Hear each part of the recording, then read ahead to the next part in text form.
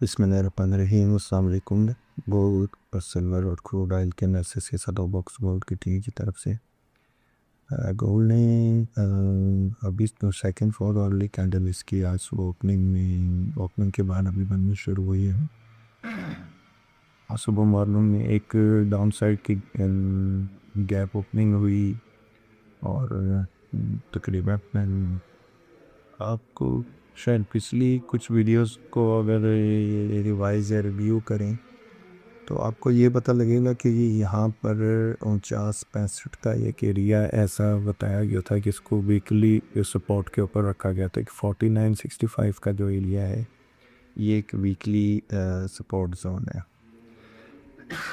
आज सुबह मॉर्निंग में इसी एरिए से मार्केट ने रिबाउंड लिया है और रिबाउंड भी ऐसा है कि अभी करंटली 5021 की प्राइस है। 5021 की प्राइसेस के ऊपर जो है वो ट्रेड हो रहा है अभी, लेकिन अप साइड पे ये ट्रेंड लाइन की एक रेजिस्टेंस है। सामने इमीडिएट जो गोल्ड को रेजिस्टेंस का सामना करना पड़ेगा वो है 5050 का लेवल, 5048 5050 का। ये आज के दिन के लिए एक इसकी इमीडिएट रेजिस्टेंस है। अगर ये 50-50 का क्रॉस करे तो ऊपर एक और 5104 5105 और 5110 वाला एरिया जो है वो नज़र आ जाता है इसके ऊपर। वो 200 DMA का है। अब देखने वाली चीज़ ये है सर कि यहाँ से अगर तो ये कंटिन्यूशन करता है इस करंटली कैंडल में, जो कि एक इस करंट कैंडल के क्लोजिंग के हिसाब से तो ठीक ही पॉजिटिव ही दिख रही है अभी तक, लेकिन आया इस कैंडल का जो एरिया है इसमें ये जो पर रेजिस्टेंस है 5050 वाली, इसीलिए पाया ये कोई कर सकेगा या नहीं कर सकेगा। स्टांस इसमें सेल स्ट्रेंथ ही रखें क्योंकि प्राइसेस जो है वो तमाम एवरेजेस के नीचे चल रही हैं। प्राइसेस तमाम एवरेजेस से नीचे हैं, तो जब प्राइसेस एवरेजेस के नीचे चल रही हो तो ये एक अच्छा साइन नहीं, नेगेटिव साइन होता है और उनको वापस प्राइसेस को सस्टेन करने के लिए एक अच्छा पोटेंशियल गोल्ड को चाहिए। कम से कम 5125 5130 का जो एरिया है इसको ब्रेक करे, इसके ऊपर सस्टेन करे मार्केट। और लेकिन यहाँ एक चीज़ और भी देखने वाली कि यहाँ 200 DMA के ऊपर जो है 3 रेजिस्टेंस एरिया मज़ीद भी हैं अनटिल अनलेस कि ये 5174-75 वाली जगह जो है वो फाइनल रेजिस्टेंस एरिया बनेगा इसके लिए। ठीक है, और अभी इसी करंटली इसके अंदर ये एक मतलब फ्रेश कैंडल जो है फॉरवर्डली वो यहाँ से बननी शुरू हो गई 11 बज गए हैं 20 दिन की। तो इसमें अगर तो ये सेम ऐसे ही इसी एरिया के अंदर कहीं ट्रेड हो जाती है तो ये एक लाइक कंसोलिडेशन एरिया बन जाएगा और इस वजह से एक अच्छा अपसाइड की मूव आ सकती है। उसमें स्टांस यही रखें कि जो इंट्राडे का लो लग गया है इसके स्टॉक के साथ आप करंट ट्रेड से भी तेज़ी कर सकते हैं और थोड़ा सा किसी डिप के अंदर जाकर भी इसके अंदर तेज़ी की जा सकती है। ज़्यादा बेहतर यही है कि सेल स्टांस रखें और 5100 से लेके तो 5165-70 तक ये सारा रेजिस्टेंस एरिया बनेगा और इस एरिया में जाके इसको सेलिंग भी आएगी और वहाँ से आप सेलिंग स्ट्रेंथ रहकर तो उसमें ट्रेड कर सकते हैं। सिल्वर को देखें तो सिल्वर ने की डाउन साइड ही ओपन किया आज और एक अच्छे डिपली एक दफ़ा में तो सिल्वर का जो लो है वो 7850 के नीचे भी चला गया और मैं 7850 के लो करके वापस रिबाउंड किया है मार्केट और उसी कैंडल के अंदर इसने 8170 का हाई भी लगा दी।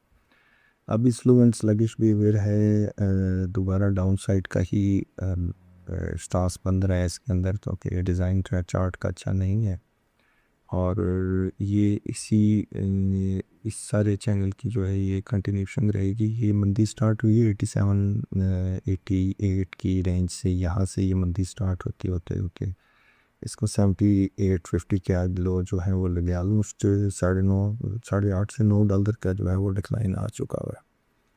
टोटल स्टांस नेगेटिव है, तमाम एवरेजेस के नीचे हैं, ट्रेंड लाइन के नीचे हैं। बस ये एक वाइड सपोर्टिव मूव जो है इसके अंदर ट्रेड हो रहा है कि 8230 से लेकर तो कहीं 7750 तक जो है ये एरिया इसके लिए मेक और ब्रेक की कंडीशन है यार। यहाँ से पोजीशन को ये मेक कर जाएगा। ब्रेक करने के लिए इसको 8250 के ऊपर अच्छा सस्टेन करना चाहिए, और ब्रेक करने के लिए इसको 7750 के नीचे ब्रेक करना चाहिए। ये दोनों साइडिंग जो है इसकी एक लंबी साइड खेल जाएंगी। अगर तो ये 8250 के ऊपर क्लोजिंग दे जाता है डे एंड की, तो कीप इन माइंड कि ये कहीं बड़े आराम से 85 87 86 87 जैसा जो एरिया है इसको दिखा जाएगा।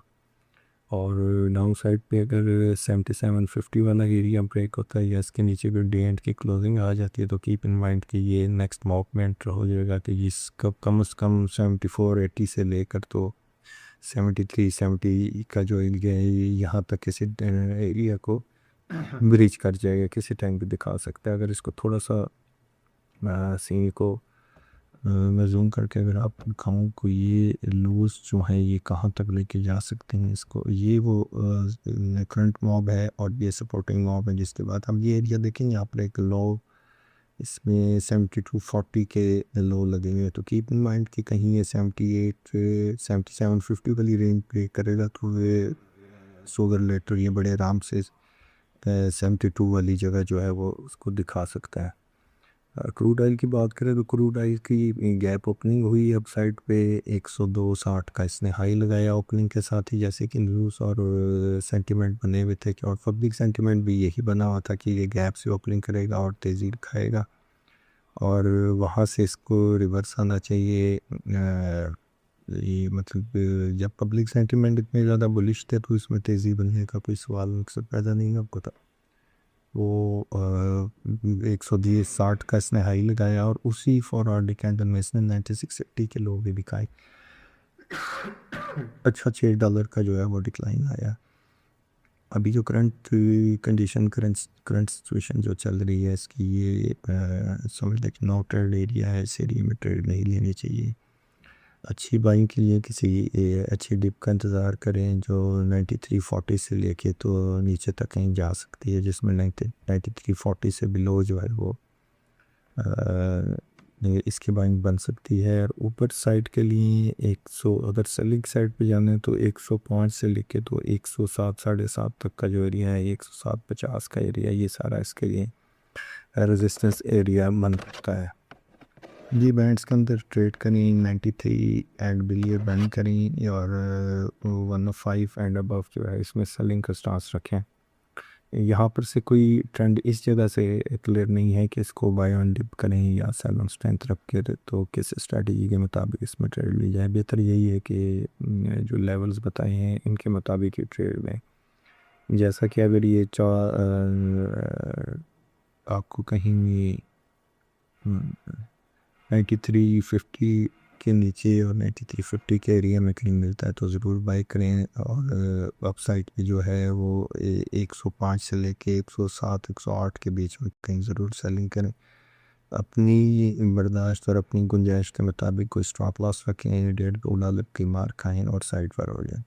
यही इसमें स्टांस बन रहा है और इसमें दोनों साइडें चल सकते हैं। आप सेल ऑन स्ट्रेंथ भी रह सकते हैं और बायो डिप भी इसमें आप काम कर सकते हैं।